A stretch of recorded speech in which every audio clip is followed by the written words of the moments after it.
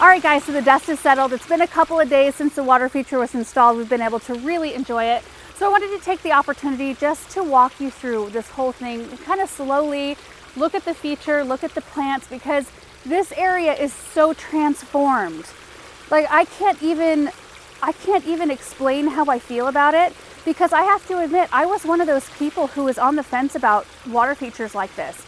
And when Greg and I were talking through ideas and stuff, I'm like, whatever we do, I just want to make sure that whatever water feature goes in, it doesn't look unnatural, it doesn't look manufactured.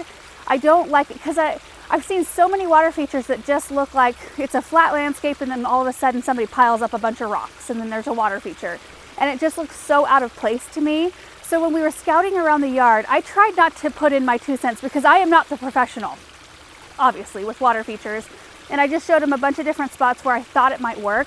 And they chose this one, and I'm so glad they did, because this is kind of the one I was hoping they would choose. Because we have this natural canopy of juniper and there's a crabapple here and it's shady right here most of the time, I thought this would probably be the best spot. And it did turn out awesome, because before it was just flat. There were hostas, which are still here. We utilized every single plant that was in this space. We just popped them out and then, you know, utilized them in different areas. But the reservoir for this whole water feature, which this is the Backyard Waterfall Fountain Landscape Kit. I always flip those words around, but the fact that it just came as a kit, like you get everything that you need. Like if you are a DIYer and like to, you know, fiddle with stuff like this and put it in yourself, you get all the pieces you need, minus the rocks. So you have to go source the rocks locally, of course, because shipping rocks is just kind of like, that's a little hard. So the reservoir is right here, 4x4.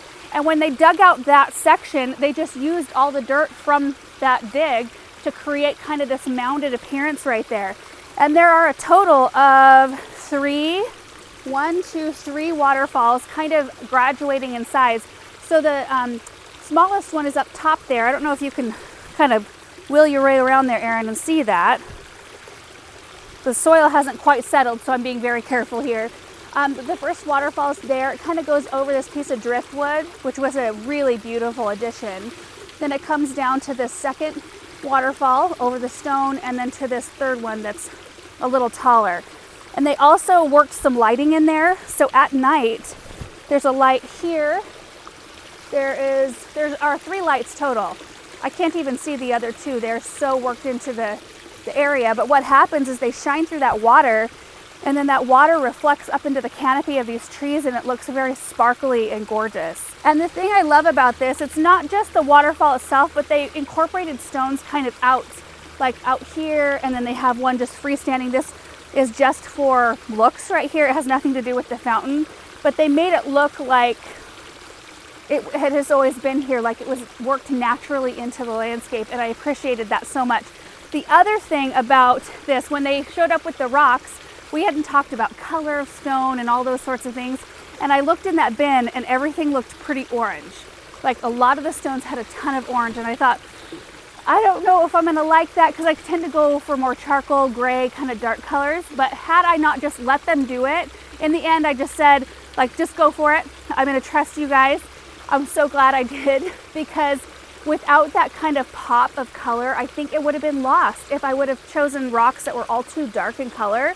So it just goes to show, like, sometimes it's worth it to trust the professionals, especially these guys. I mean, watching them come in and do this in a matter, it took 2 guys, what was that, like 5 hours, maybe? 2 guys to bust out this whole project. And then I was able to come in and help a lot with the plantings.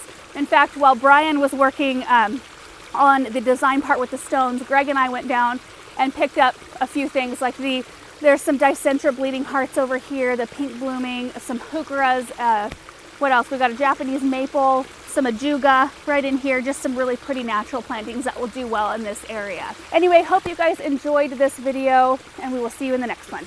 Bye.